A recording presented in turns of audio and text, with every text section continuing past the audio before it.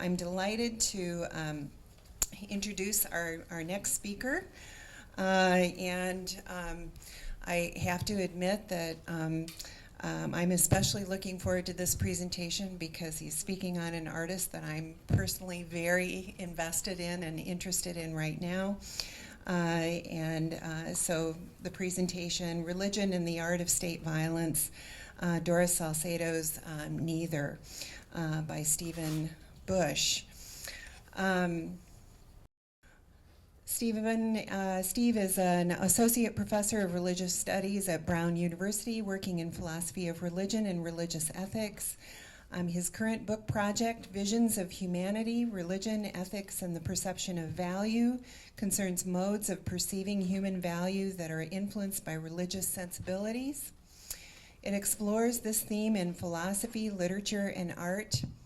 His forthcoming book, William James on Democratic Individuality, examines politics, ethics, and religion in the work of the famous philosopher and psychologist. His first book, Visions of Religion, Experience, Meaning, and Power, is a philosophical engagement with theory and methodology in religious studies.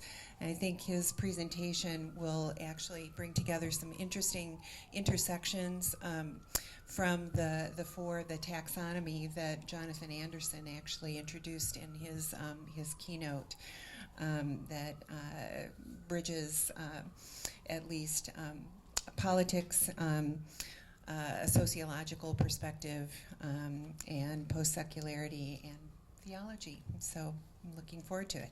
Thank you. Thank you, Rachel. And Rachel gave the corrected title. It's a different title than what's in the schedule. So I've only just met you, and I've already broken a promise to you. I intended to speak about Andy Warhol as well as Doris Salcedo. And as I got into the thick of things, I quickly discovered that I had more than enough to say just on Doris Salcedo. So, all right. Grief is, in and of itself, politically inert. As psychological pain, it is an interior, subjective state, even when it is publicly expressed. It essentially responds to loss, not injustice. Grievance, on the other hand, is social and political. When people air a grievance, they are pointing out not just to loss, but to the injustice that brought it about. They are demanding accountability for the responsible parties. So when we're thinking about art and political violence, as I want to do, we have to take into account both grief and grievance, and we have to consider whether and how art fosters a transformation of grief into grievance. Doris Salcedo's art collects and conveys grief in extraordinary ways. Her sculptures, installations, and performances are suffused with mourning. They turn our attention to the horrors of deathly violence from Chicago to Europe, but especially in her own Civil War country of Colombia. Her work immerses its audience in sorrow. Does it facilitate a turn to grievance, though? Mika Ball, in her dense and insightful book on Salcedo, says it does. According to her, Salcedo's work employs temporality to accomplish two effects in the spectators. First, to foster openness and vulnerability to grief, and second, to turn the grief into, quote, the articulation of a grievance. I'm not entirely convinced, though. My concern is that the mourning and bereavement in Salcedo's work is so overwhelming that it impedes the transition to agency. So I want to especially consider two features of Salcedo's work. One of them has to do with what her projects say about the relation between human value and human vulnerability. In a context such as her Civil War-torn Colombia, where disappearance, torture, rape, and murder are denied both by the perpetrators and by much of the society that would rather remain sort of willfully unaware, Salcedo's work insists that we acknowledge the immense significance of every single life.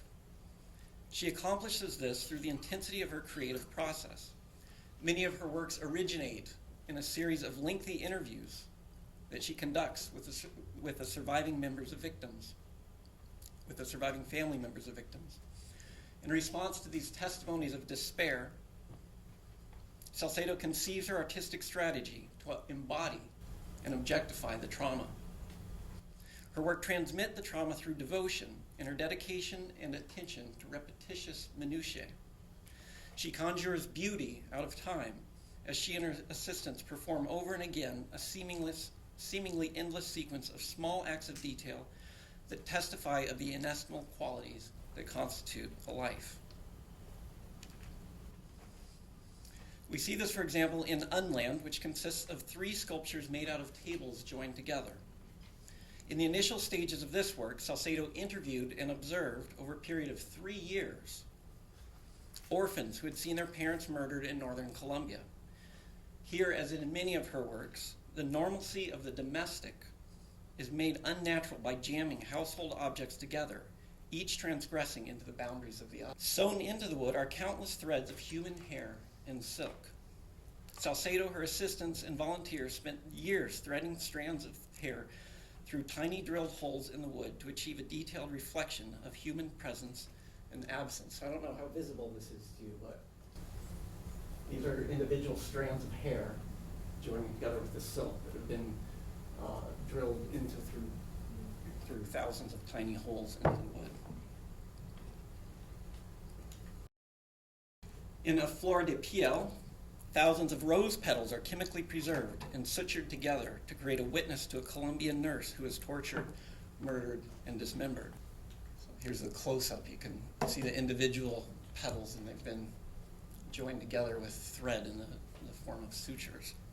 Now, for each of the disremembered pieces, an acknowledgement of victims of gun violence in Chicago, Salcedo wove together 12,000 needles with silk thread, forming a ghostly blouse or tunic. So in all of these sculptures, the tedious textile labor speaks of domestic activities of care and provision. The stitches bind together otherwise disparate, discrete items, one gesture at a time, just as a life, a family, and a neighborhood are constructed of habitual, repetitious behaviors. This is the microscopic tedium of love. Salcedo's dedication to her task, her patient investment of labor, measures the value of destroyed lives, families, and neighborhoods. It conveys that the worth is immeasurable. She speaks in an interview of the sacredness of the victims, and this is just what her work confers upon them, their dignity and inviolability. But of course, they have been violated. And this is precisely the tragedy with which Salcedo's work presents us. That which has so much significance to us that it can only exist as inviolable, we have to regard it as sacred, as inviolable, turns out to be supremely and pitiably violable.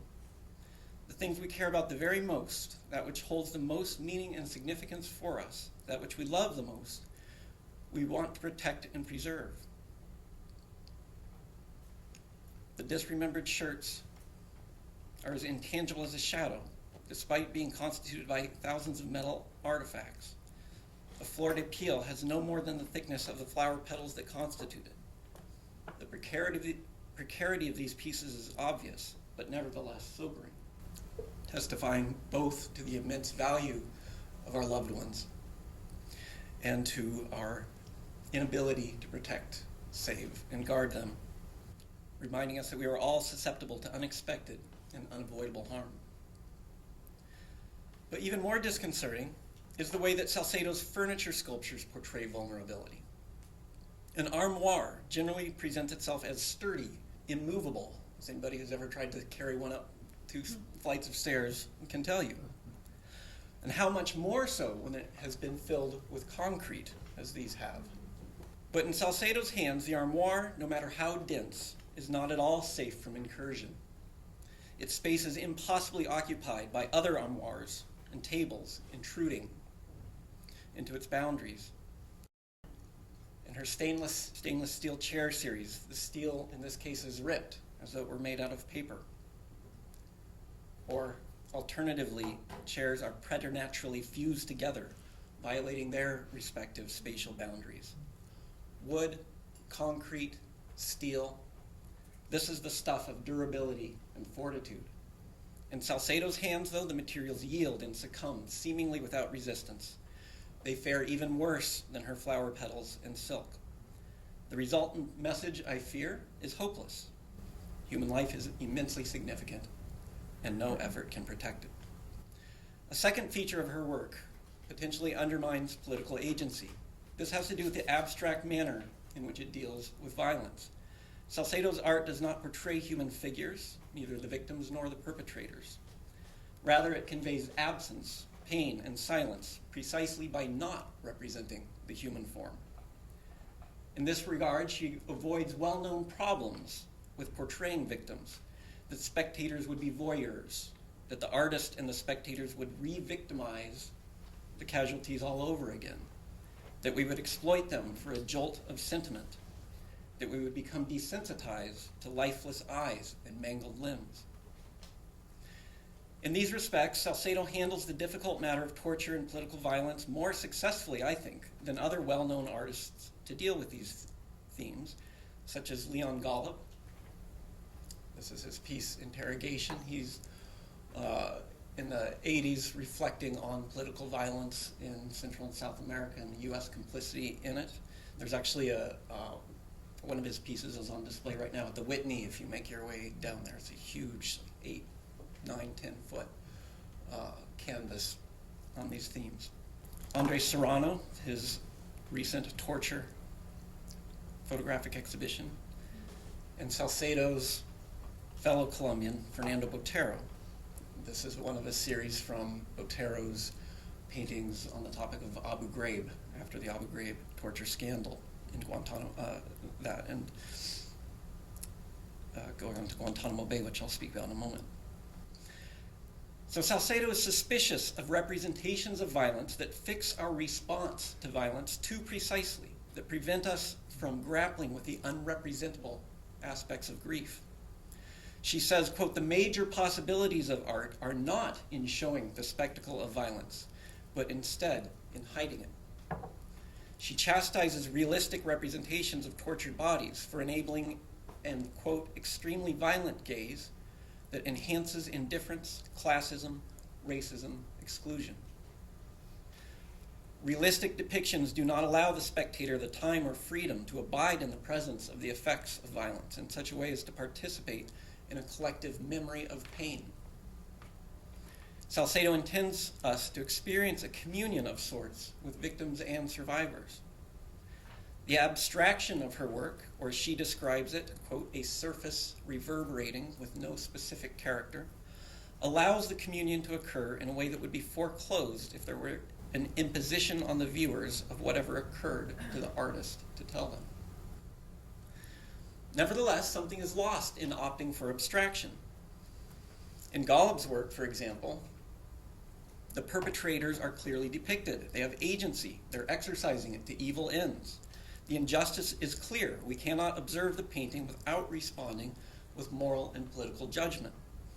As Elaine Scarry says, almost anyone looking at the physical act of torture would be immediately appalled and repulsed by the torturers. She continues, "It is difficult to think of a human situation in which the lines of moral responsibility are more starkly or simply drawn, in which there is a more compelling reason to ally one's sympathies with the one person and to repel the claims of the other." Salcedo's work, however, removes identifiable perpetrators from view. It depicts violence not as the result of particular actions conducted by particular moral and political agents, whom we could hold responsible, but as a cosmic power. Salcedo says of her works that they have been, quote, "made by forces beyond our control." Violence is non-human, superhuman. It bears no marks of agency or responsibility. It accomplishes the impossible, ripping steel, penetrating solid concrete and wood as though it were liquid. And these details from one of the armoire pieces, I'm hoping you can see it from here, we see that it's actually not two armoires stacked on top of one another, but this one itself contains yet another armoire slightly set off. Can you see that angle of the coming out from across? Here's a close-up of the corner. So here's the one armoire, and here it's almost as there's two armoires occupying the same space, and she's just tilted one up, so they're impossibly overlapping almost entirely, except for the edges where you can see it. This portrays an impossible violation of the laws of physics, something no human could accomplish. We have no more reason to pass judgment on the cause of the violence than we do on non-human forces like gravity or the laws of motion. So I want to suggest, though, that this particular work of hers, Neither, offers alternative political possibilities. It's from 2014. Neither consists of an empty room with chain-link fence embedded in and sometimes emerging from the plaster walls. So there it is, embedded in the wall. Sometimes you have double dissections. Neither was composed, Salcedo tells us, with Guantanamo Bay detainees in mind. It confronts us with the plight of those individuals who the United States government detained and continues to detain for years on end without trial or charge. It is a piece, Salcedo says, about social death. Those in indefinite detention are neither fully dead nor alive.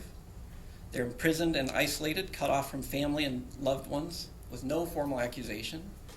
They're in an indefinite status with no idea about their future prospects. They have neither say about their situation nor recourse. They are, in Giorgio Agamben's terms, bare life, subject to the arbitrary whim of sovereign power. Neither, then, in its ambiguity about death and captivity, is simultaneously a tomb and a prison cell. Insofar as it is a tomb, it's an empty tomb, and it invites obvious comparison to another empty tomb, famous in the history of art, from the Christian Gospels. I want to suggest that exploring this connection and association opens political possibilities. Salcedo does not herself identify as religious, but the country of her upbringing and residence is deeply Catholic. She herself refers to a biblical story in the title of her 2007 installation at the Turbine Hall of the Tate Modern, Shibboleth. The piece consists of the crack in the floor. Just as the biblical story about Shibboleth has to do with boundaries, differences in ethnicity, this piece also is informed by that to speak of the situation of refugees and immigrants and those who are stuck in the contemporary world, caught between violence and borders. And further, it is hard to consider political art at all, especially art related to torture, without referring to a central theme in the iconography of Western art, the crucifixion of Christ, a state-sponsored torture and execution. The empty tomb is depicted frequently in the history of Christian art, typically in one of three situations: the interment of Christ, the visitation of the tomb by Christ's followers, or the resurrection. Here's a couple examples. This is the interment of Christ by Fra Angelico, the resurrection of Christ.